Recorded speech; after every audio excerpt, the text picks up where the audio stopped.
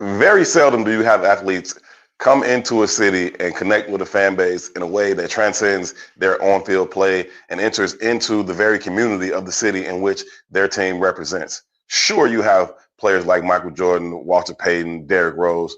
We're not talking about that level of greatness. That level of greatness transcends in a different kind of way. I'm talking about players that connect to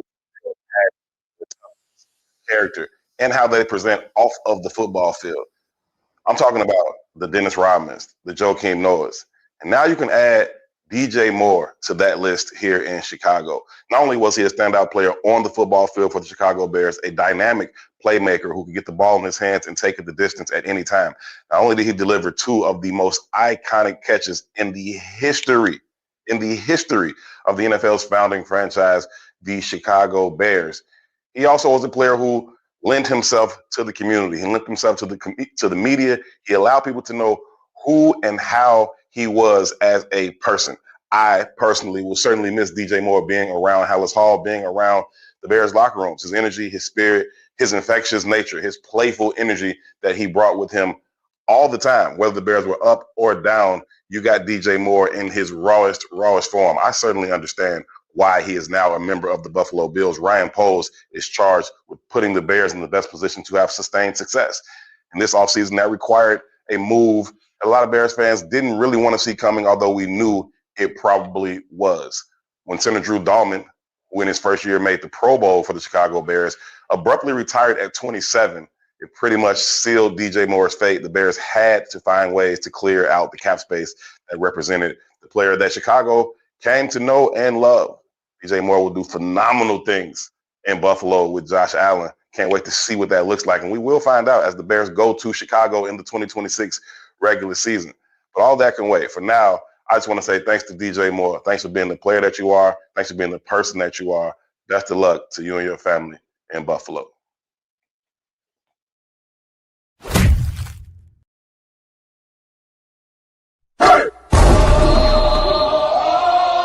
Look, welcome to Plants on the Gridiron. It's Chicago's first and only plant-based tailgate. Here comes the, y'all don't really want it like that. Here comes the, y'all don't really want it like that.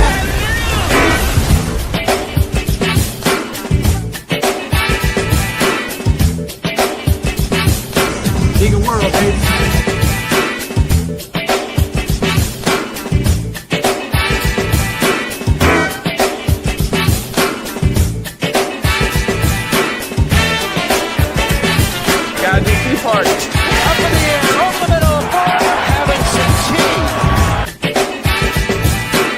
And here's what we love. It is Chicago's most unique event. We combine health, we combine sports, love of football, and you gotta bear down. Chicago Bears, baby.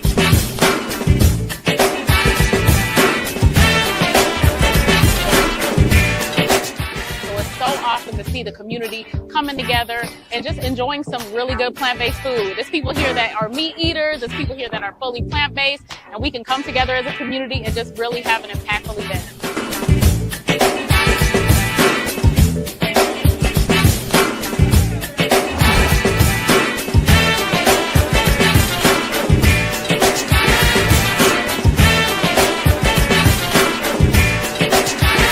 Because we are Chicago homegrown. Come late, the food gonna be gone. I swear to God, they ain't coming back.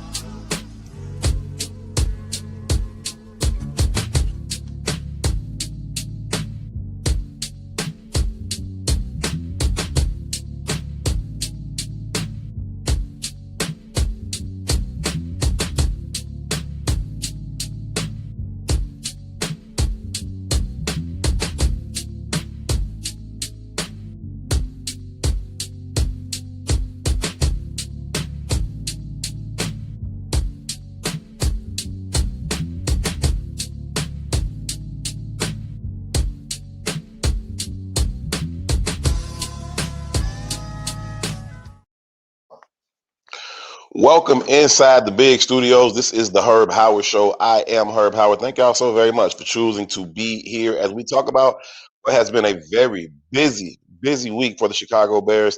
They lost their starting Pro Bowl center, Drew Dalman, who abruptly retired. They traded star receiver DJ Moore to the Buffalo Bills for a second round pick, and they released star linebacker Tremaine Edmonds. The latter two moves were in attempts to create salary cap space, which the Bears badly needed as they continue to try and finalize a roster that can be a legitimate Super Bowl contender.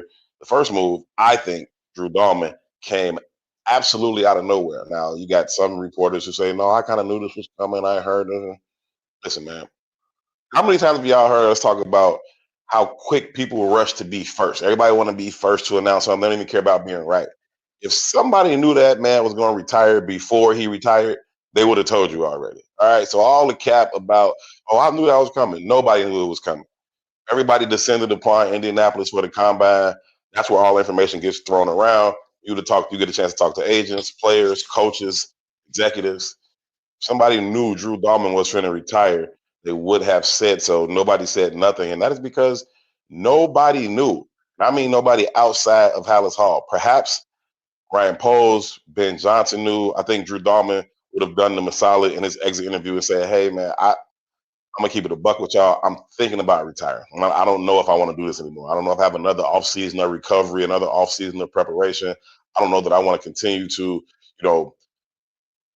bang it out in the trenches with these 350-pound defensive tackles over and over again. I got other things I want to do in my life. I'm a Stanford grad. I'm cool on that. So I could see where he had told them, and they knew this could be coming down the pipeline. But as far as reporters talking about they knew it after the fact, that's cap. We live in an industry, like I said, where everybody wants to be first. If somebody knew that, they would have said it. Also, I got to give a shout out to Brad Biggs because I got a ton of respect for the way Brad does what he does. Nobody, myself included, knows more about the Bears' offensive line situation, specifically the offensive line situation, than Brad Biggs. The way he talks to the offensive line coaches, the way he digs into his resources and contacts. Biggs would have been on top of that story if it was out there. It was not out there. Nobody knew. Y'all, please knock it off. Like, it's y'all. Let me just move on from that because y'all get on my nerve. But nonetheless, it created a huge void for the Bears that need to fill. The offensive line was a very bright spot for the Chicago Bears, particularly from left guard all the way over to right tackle. You had Darnell Wright, who was an all-pro right tackle. Jonah Jackson, the stalwart at right guard. Drew Dalman, Pro Bowl at center.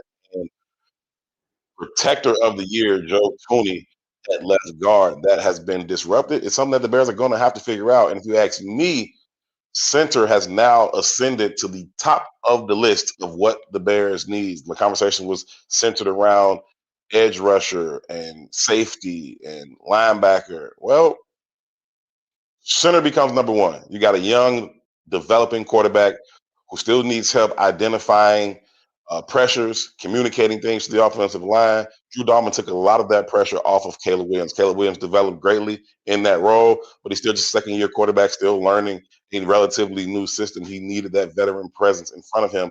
And he talked about the chemistry that he and Drew Dalman had been developing while he was on Max Crosby's show, which his name may come up again on this podcast. I don't know.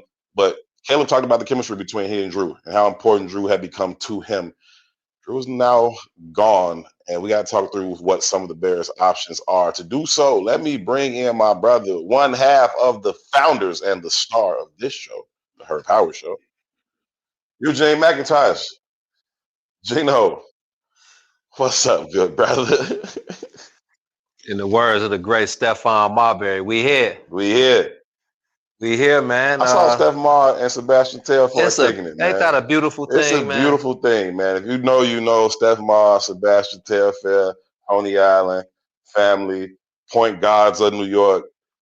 I just love to see it. Love to see it. Yeah, time is a ticking, man, and you'll never get that time back. So it's good to see Steph and young Sebastian Bassie put those, whatever the little issues they had in the past, put them things to the side. Family is all we got. So much love to the brothers, man. No doubt.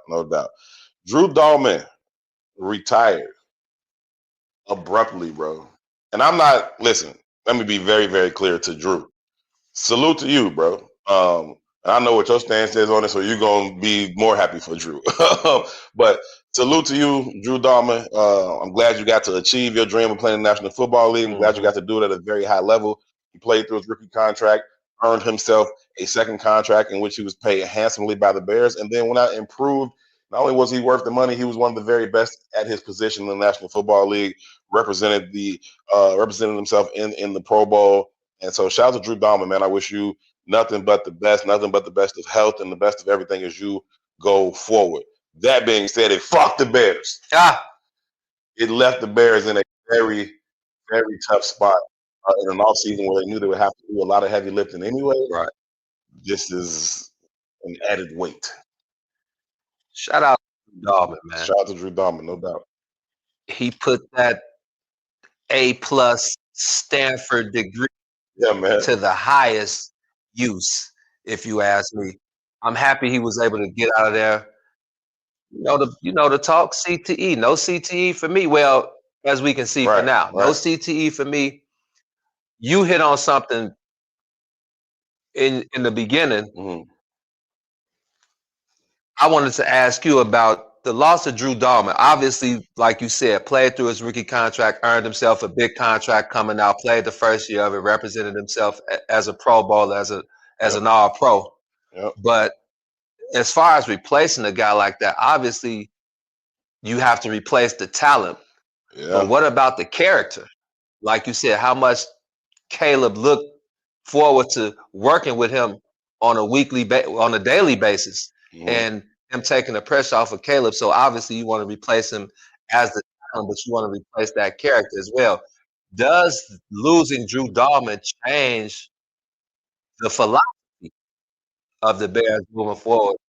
Being that stalwart, being that guy that can lead the charge of the rushing attack. Does that change that, or what do you think? No, it can't. I think it's a good question, but it can't change. You can't change what you want to do because you lost a player that was doing that for you previously, right? You have to continue to find pieces that can do the things you want to do.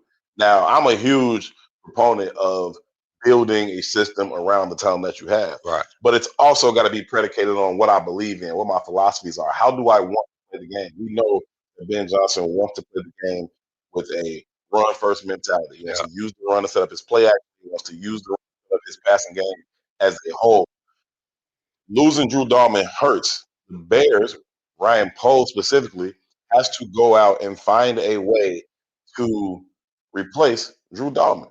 Listen, Drew Dalman, really good player, Pro Bowler. Drew Dalman is not the best in the National Football League. Okay, you can replace him. Specifically, this offseason, you can replace him. A lot of talk around Tyler Lindenbaum, who is widely regarded as the best center in the National Football League. Former Baltimore Raven, he's about to enter free agency. Do you want to go out and get him? I think that would be a very good solution. He's still young. He's coming off of his rookie deal. Hey, go get him. Now, that price tag is going to be significant. Could be upwards of $22 million to bring him in. Do you want to make that investment? I don't know. All decisions right now are being based around one person, a team. Caleb Williams is what this is all about. So if you talk about Caleb Williams and his trajectory and him continuing to ascend, the last thing you want to do, having played the quarterback position, is put some unproven, subpar player right in front of him at center, right? You do not want to have pressure up the A-gap. You do not want to have pressure in your face. And as important as that is, it's equally important to just have the communication down. Are we seeing the game the same way? The quarterback and the center have to see the game through one set of eyes. When we come to this line of scrimmage, what I'm seeing better be what you're seeing, and we have to communicate that out to everybody else. Who's the mic? Number one, identify the mic. Number two, where are the pressures coming from? Where could we possibly have some fires? You go back a year ago, and who was the center? I'm drawing a blank on what his name was. Don't matter. The point is, there was a play, hot mic, right? A play, they got the mic, they come to the line of scrimmage, and Caleb he young and he ready to play, and the center's like, yo, we got a fucking fire right here. Like he's telling them like we got a blitz right here. Caleb is called checking to something else. He like, we can't do that, bro. It's a blitz coming right here. And you hear Caleb on the mic like, I know, I got it. I was like, well, that's kind of cool, actually. Then he snapped the ball and he went the other way and completed a check out route to this side. I was like, okay, well, look at Caleb go do his thing. But my point is, you have to be on the same page with that center in front of you. It's going to be a gaping need, but I don't think the Bears can alter. I don't think Bill Johnson will alter what he wants to do. They got to go find out. They got to go find a player who can do it. That's why you're freeing up this cap space, ain't it? That is why you free up the cap space.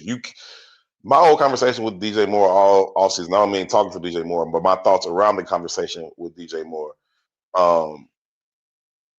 You can't release him just for the sake of releasing him, right? Just to say we released him or traded him or whatever, right? You can't get rid of him, I should say.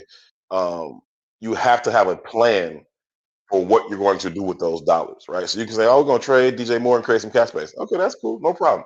You don't get better just by trading DJ Moore away. Right. You better have a plan for what you're going to do with that money. How are you going to allocate those funds? Before Drew Dalman leaves, it would have been all about what we can do to this defensive line, what's happening at safety, you know what I mean?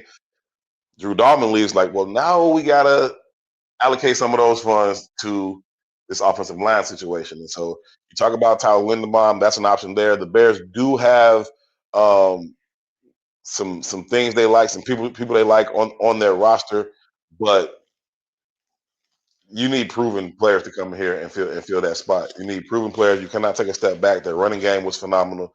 They got to be able to go forward. And I think they're going to have to make a significant investment at that center position. And also, not just the center position. I mean, the Bears have a lot of holes to fill all over the place. Mm-hmm. But when you talk about that offensive line, what about, we don't know what's good with Ozzie Trapillo, right? Oh, Ozzie Trapillo is hurt. He's got a very, very bad injury that's going to take him at least deep into the season to be able to come back. So you can't factor him into the 2026 equation at all. So you still got to deal with the left tackle situation. Right. What that does, in my opinion, is open up the door for a possible return of Braxton Jones. There's not a ton of talent out there in the left tackle position right now. And again, only so much bread to be thrown around right now, right? So you're still up against the cap. The Bears have created a lot of cap space this week. They've now gotten themselves to $30 million. And, about 10 and a half of that is going to be allocated to your draft class. You got to have the money for your draft class to come in here too. So 10 and a half of that is going to be gone. And then they got to figure out how they're going to fill these holes in their roster. So you can't just go say, oh, we're going to get the highest price left tackle and the highest center, and we're going to get Max Crosby, and we're going to sign Kevin Byard. Not going to work. Hold on, fam. This ain't Monopoly money. Yeah. You know what I'm saying? Like, there's a hard salary cap. And I'm not talking about counting the McCaskey's bread. I don't care. They spend all their bread if you want to, right? They billionaires. I'm talking about the salary cap, though. You can only spend so much. It is what it is. You can't get everybody. Well, when we look at the Bears roster as a whole, and you said once Drew Dalman left, the center position became the top priority moving into the offseason. But when you look at it as a whole, I feel like the defensive side of the ball is the most important. That singular position, center, definitely. Sure. But as a whole, when you talk about, I think I was looking at some stats. Only one of the Bears' top 8 tacklers is under contract for next season. So you got to sign 2 linebackers now that Tremaine Edmonds, he was released last night. I mean, you got TJ Edwards and you got Montez Sweat and Noah Sewell, the only 3 that were in the top 8 of their tackles last year. Noah Sewell's got the Achilles. He's done. TJ's got his own injury. We'll see when he comes back. Montez is the only one that's healthy in the top 8 tackles on their from the Bears team last year. They have 0 safeties on the roster. You got to find 2 safeties. You have to find 4 safeties. They have zero safeties on the roster right now. So that includes Elijah Hicks, Jonathan Owens. They're also gone. Okay. Or at least they're not under contract. Right? Right. You have 2 defensive tackles under contract on this roster, Javon Dexter and Grady Jarrett. Let's stop there. Got to upgrade them guys, man. Javon Dexter saw flashes last year. wasn't good enough. Grady Jarrett, no way.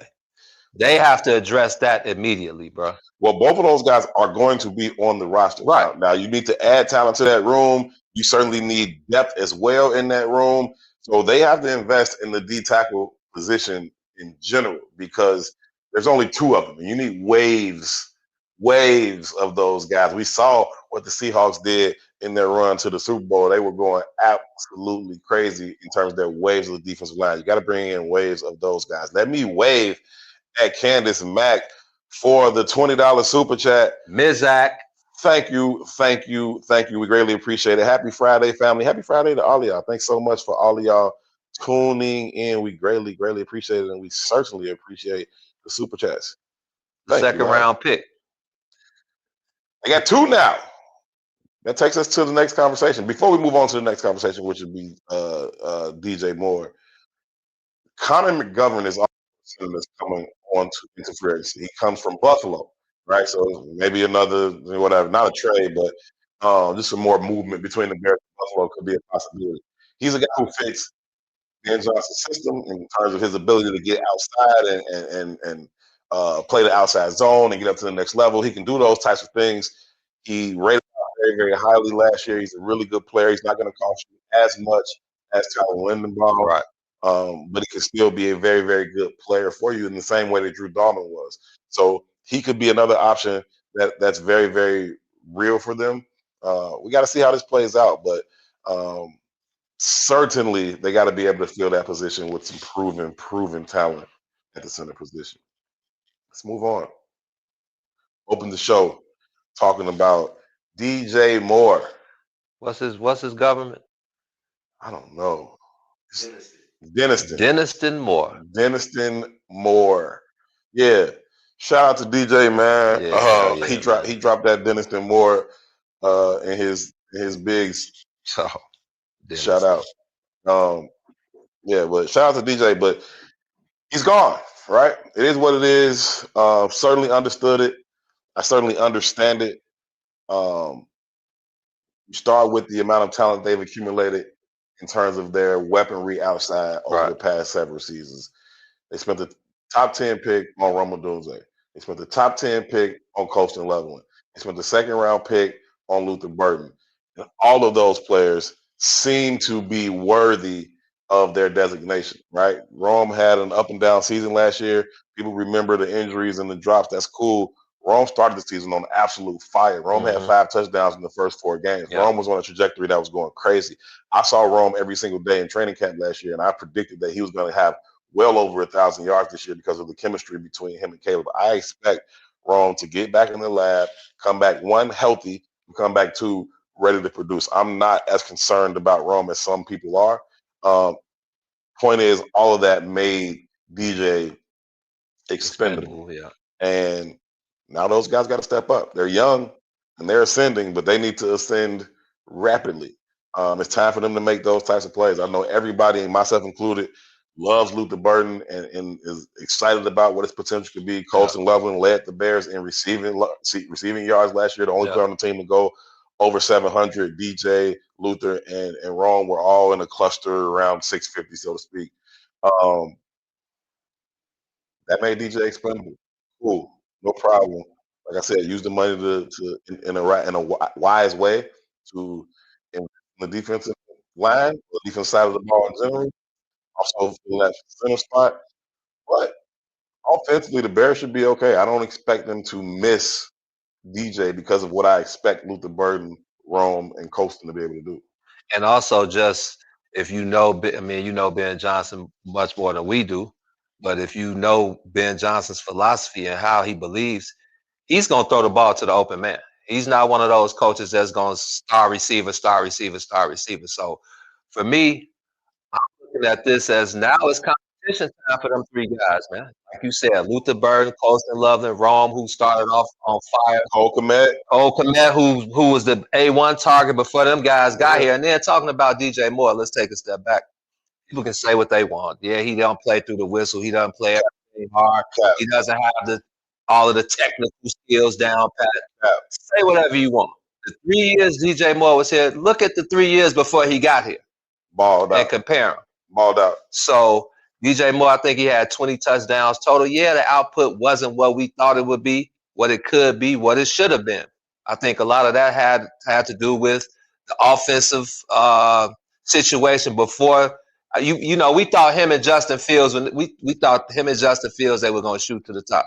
And him, when he came here with the 1 year him and Justin played, DJ went absolutely crazy. Right. Absolutely crazy on a bad team with a poor offensive line. Terrible. And not a lot of other weapons around him. DJ went absolutely crazy. We all remember him going for 8 for 230 and 3 touchdowns out in Washington that year. We remember him taking the screen passes and taking them to the crib. Like, he came in and did his thing.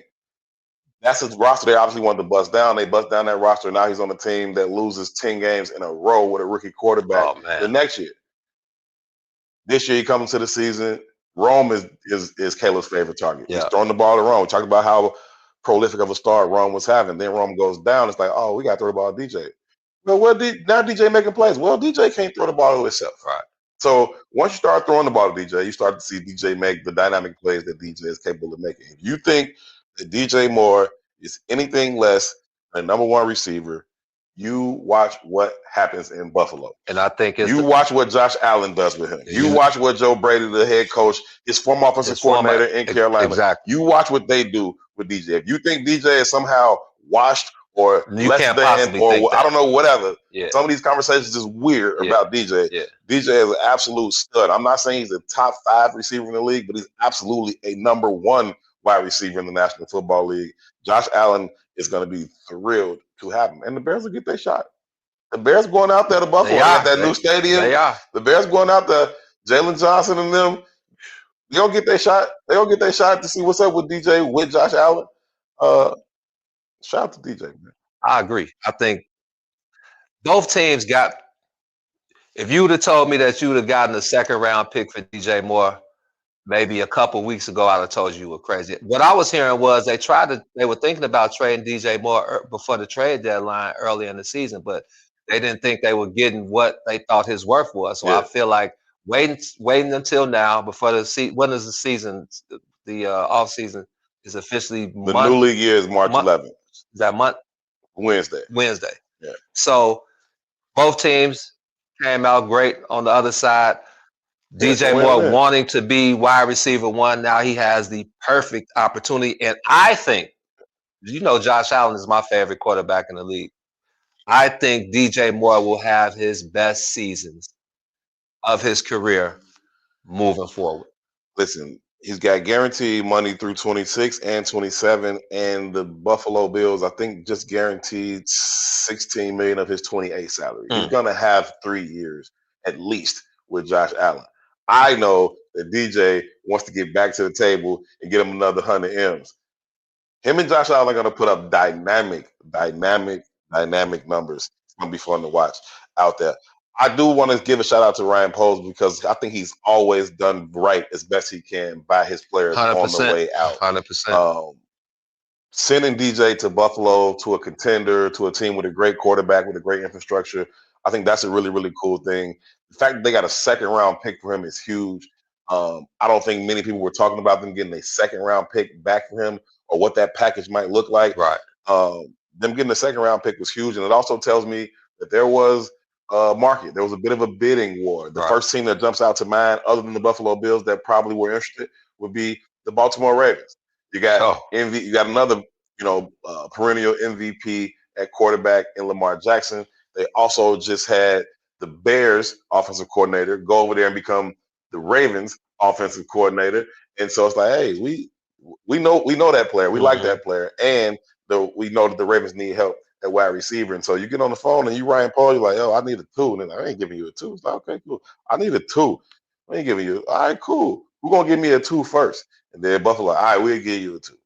We'll give you a 2. Mm-hmm. Can you just throw a 5 in there? Right. Throw a 5 back in there with us. All right, we'll throw you a 5 back. Cool. Which isn't light. I know the Bears probably wanted to hang on to that 5th round pick. That's a great spot to where you can find depth pieces or developmental pieces at safety and at linebacker. And I said they don't have any safeties and they need help at linebacker with Noah Sewell, TJ, and Tremaine. Like, none of your top 3 linebackers are healthy and available to play right now. Noah Sewell's got the Achilles he won't. I don't know when he'll be ready. I Right. won't say he won't be ready. We'll see, right? And then TJ's got his injury, and Tremaine's now gone. So they need some depth at linebacker. Losing the fifth isn't ideal, but if that's what it took to sweeten the pot enough to get a second, that's good. Now the Bears have 4 in the top 90. Should be able to use those picks wisely, whether that's making some selections there or using those picks to package and go get something else. Finesse. Yeah. And getting that second round pick is basically a starter, right? Oh yeah, you got to get starters in the second round, no doubt about it. You got to get like stars in the first round. You got to get starters in the second and third round. After that, you drafting on potential and hoping and traits and things like that. But second round, yeah, these guys got to start. And I feel like they have no Adam Shaheens. I know that name don't ring a bell to you, but yeah. Poe's doing DJ a solid. That's big. You can't overlook that. It kind of reminds me of when the Cubs broke up that tandem they had when they sent Baez to New York and Rizzo to New York and Chris Bryant to San Francisco. Try to do right by you got to do right by the guys that solid guys. You got to do right by them. So shout out to Ryan Poe. Yeah, his job is obviously to put the Chicago Bears in the best position. But if I'm not going to send DJ to the Cleveland Browns, right? Woo. That being said, there's also not a huge market of bad teams looking to rebuild with expensive veteran talent. Right. So you're probably mostly talking about good teams. Right. But he put DJ in a really, really good position with that. So shout out to Ryan Poles. I think that's something I've seen him do throughout his tenure here, is try to give guys at least an opportunity to get in good spots. Even when he releases them as early on in the process. He just did it again, and that'll bring us to Tremaine Edmonds. We'll take a quick break and come back to Tremaine Edmonds, but he releases them early enough to where they can get a chance to be out on the market and go through the process of figuring out what's the best deal for them. So I think that's something that Ryan Post does well. I think he does it with great intention. Shout out to Ryan Post. We got to take a quick break and give a huge shout out to our sponsors. When we come back, we'll put a bow on this conversation and we will talk about Tremaine Edmonds. What does all of this mean? What does all of this mean for the Bears going forward? And what does it mean in the coming week? Listen, this ain't done. Keep your phones ready. Keep your alerts high, because this is the time of year where there are a lot of things happening, and they're happening very, very fast in the National Football League. This is the Herb Howard Show. Be right back.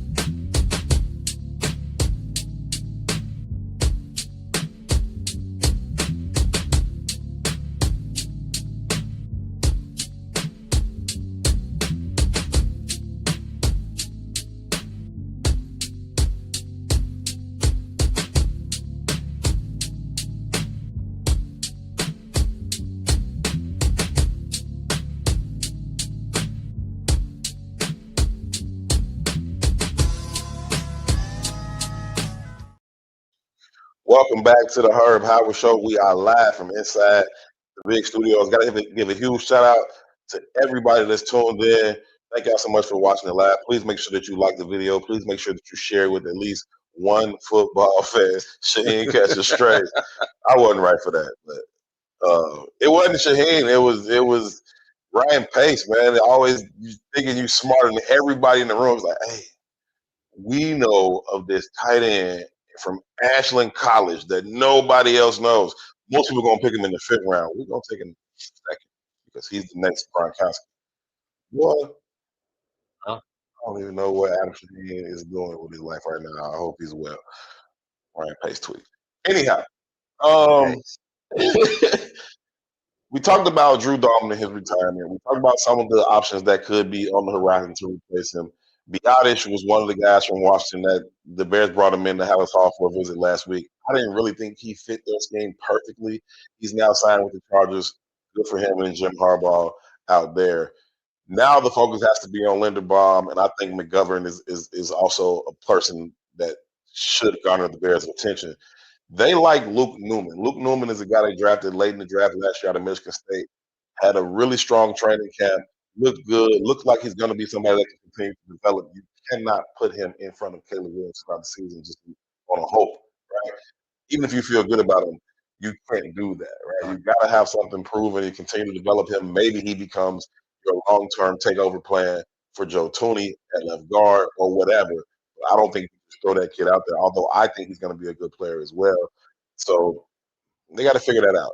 DJ's gone. We think they have enough in-house to go ahead and replace or withstand his departure.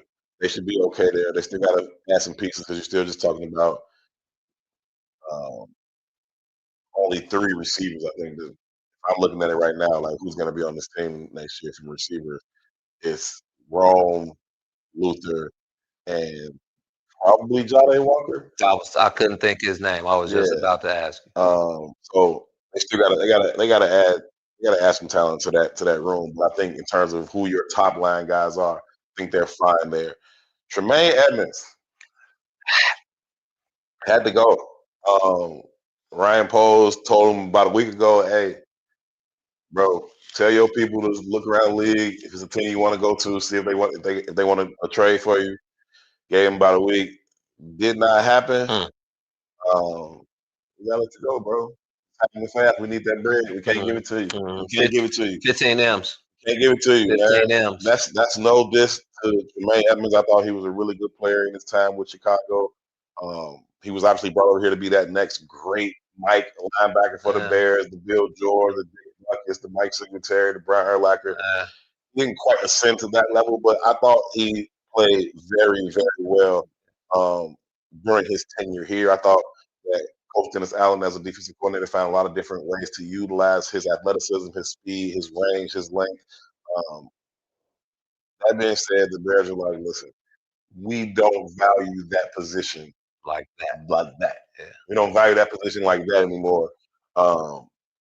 As evidenced by the fact that TJ Edwards and Tremaine Edmonds missed a lot of time this year.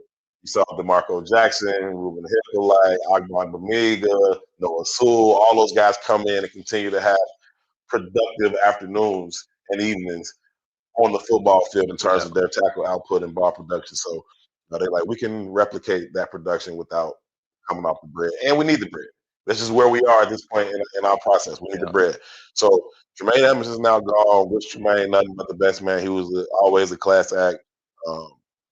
Always, willing to have time to chop it up with you. And I thought he was a really good player. We'll see where he lands with that. But he is gone. The Bears have to figure out some linebackers. Like I said, none of their top 3 linebackers are healthy and ready to ball right now. They got to figure that out. I think that DeMarco Jackson is a guy who can step in, come in, and play for you. He has history with Dennis Allen going back to the Saints, which is why I think he was able to step in and play so well when he did last year. DeMario, I'm losing his last name. Linebacker from the Saints now. He's a free agent. Wouldn't be surprised if he wanted to reunite with DA. That won't be as expensive of a price tag as Tremaine Edmonds was. So all of those things, DeMario Davis. Thank you. Right. Really good player, high level of production. He could come over and that could be an option for you as well. We just got to kind of see how it plays out. But Tremaine Edmonds is certainly a factor in the conversation. It frees up the money for the Bears to be able to do what they're going to do, man. And exactly what you said. It's like they don't value that position like that. So it's like you can kind of, what I say, plug and play, I guess, something like that. And like you said, the most important thing was freeing up that $15. Needed it. Tremaine Edmonds did lead the team in tackles with 112, but I think that's not to take anything away from him because, like you said, DA did put him in a lot of positions to succeed. And a lot of that stuff just happens because you're in those positions to make those tackles. But Lance Briggs, Boog always say, like, look, man, if you on the field for this many times, you got 10 tackles should just come to you anyway. Right? How you don't have 10? So Boog will always be mad when he looks especially like, how you a linebacker? You got 4 tackles. Like, if you on the field, 10 should just come to you, especially if you playing, certain positions in these schemes. So Shout out to man, go do your thing, wherever that is for you. Does him not being able to find a team, him and his agents, what do you think about that? What? No, that just says to me nobody was like super like we gotta have them, and we gotta have them so much that we're gonna pay this price. Okay. If I know We can come. you finna hit the street next week, Yeah. and then we can negotiate at whatever price I'm comfortable with. Yeah. Like so. It's called arbitration. Certainly not to say that there are no teams, there's no market for Tremaine. Tremaine Evans will be a starting linebacker for somebody in the National Football League in 2026. He's been a starting linebacker for 9 seasons in the National Football League. This will be no different. But he's about to hit the street. I don't got to pay that price. I can pay a different price that I negotiate. So we'll just wait. And then if I want you that bad, then I'll come in with the highest offer. Yeah. But whatever the offer is going to come in under what you'd be paid right now. And if we're talking about a trade, I got to give up another asset and pay you some bread. I'll just pay you the bread in a minute, bro. We'll see you next week, though. Main topic. Let's just get right to it, man. Max Crosby, bro. If the Bears do not sign Max Crosby, what does that say about the offseason? We sent what's his name, Tyler Linderbaum? Linderbaum, yeah. Linderbaum. If we don't get Linderbaum and Max Crosby, is that an underwhelming offseason for Ryan Poles?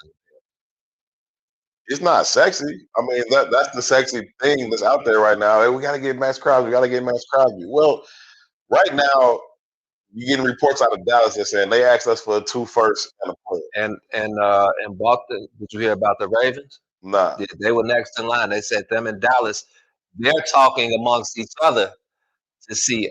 Don't set the market too crazy. Yeah. So yeah, I mean, listen, you get a bidding war, you get the call and shot at you, the Raiders.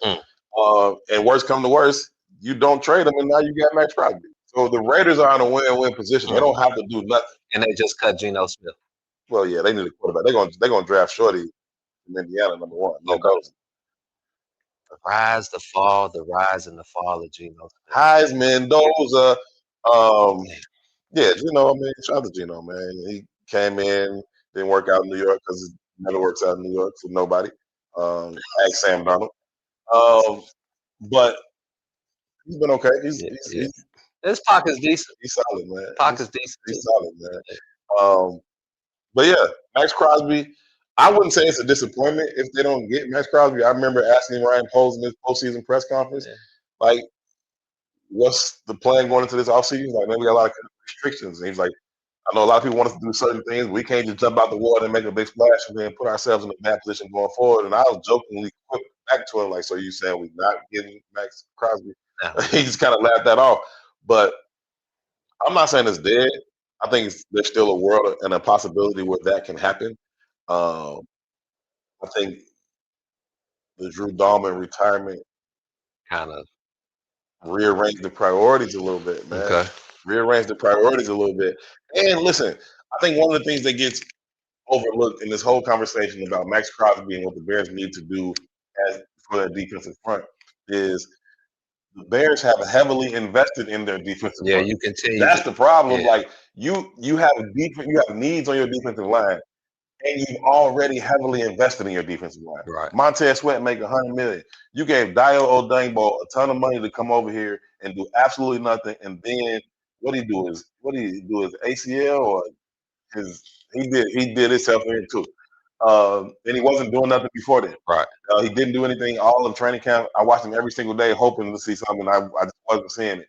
I wish him well in his recovery, and hopefully he can come back and make that contract worthwhile. But at this point, that's merely a hope, in my opinion. You gave Grady Jarrett some bread to come over here, right? You drafted Shamar Turner in the 2nd round last year. You drafted Javon Dexter in the 2nd round. Like it's not that they haven't invested in that position group. They have. It just hasn't worked out to that way. So just because it hasn't worked out, you don't get to remove all the expenditures you put into that position group. That still exists. True. So now we got Montez with $100 million. We're gonna give Max Crosby $100 million plus 2 first-round picks. We're gonna give Dio Dangbo 50. Like this ain't monopoly money, G. You know what I'm saying? So we got to find some creative ways to have an influx of talent. I think that Austin Booker will continue to develop. I think he'll be a difference maker on this team as long as he can stay healthy. They can hope on Daniel Adangbo. They can hope on Shamar Turner, who I think they still feel pretty good about, but he went down with an injury as well, just as he had come back from an injury that had kept him out at the start of the season. So is Max Crosby coming? If I had to bet on it, I'd say no. Am I closing the door on it? No, it's still a possibility, and it would be great. It would be great. It would be great. And you just watching some of the tea leaves. I think he wants to come to Chicago. He's been in Chicago lately. Like, what you here for, bro? It's February in Chicago. You know what I'm saying? So I think he wants to. You saw Caleb on his podcast. It's got to make sense.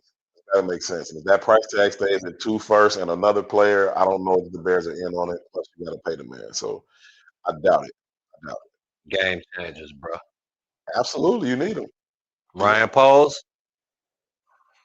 it's your job, brother. It's not mine. I'm just speaking for the fan base, man. It's been Max Crosby talk all over the city for the last month or so, and I'm sure you don't need me to tell you that the fan base is counting on you to get him here, brother. So you got work to do. Ryan Poles has earned the right to make those decisions. It is a tough job. He got to do it. That's on you, good brother. Go handle the business. Bring him in or don't bring him in, but you better find a way to improve that pass rush, because if the Bears cannot impact quarterbacks on a down in, down out basis better than they did last year, the season won't go any further than it did last year. So that's it, man. It's enough for the Bears news this week. Busy week of news for the Chicago Bears, and it's going to continue. We draw nearer to the opening of the new league year. Big news will continue to come out of Hallis Hall and from around the National Football League. I'll certainly be here to bring it to you. Make sure you stay in tune. If you're not following me on Twitter, make sure you do so. If you're not following me on Twitter, I don't know how you hear. But nah, it's Herb Howard 411 on Twitter. Keep you up to date with the absolute latest news that comes out of Hallis Hall as busy offseason continues to develop here in Chicago. We didn't even talk about the stadium. I'm sick of talking about that stadium, man. We'll do that later on. Thank y'all so much for tuning in, man. Thank you so very much. Please make sure you like it. Please make sure you subscribe. Please make sure you share with at least one football fan. Again, Mac, thank you so much for the super chat. We always appreciate those as well. The squad doing the hard work behind the camera. The editor extraordinaire, his name is P.I. He does all things phenomenally. T mostly yells at us, but he does it phenomenally. For G, I'm Herb. Y'all be good to each other.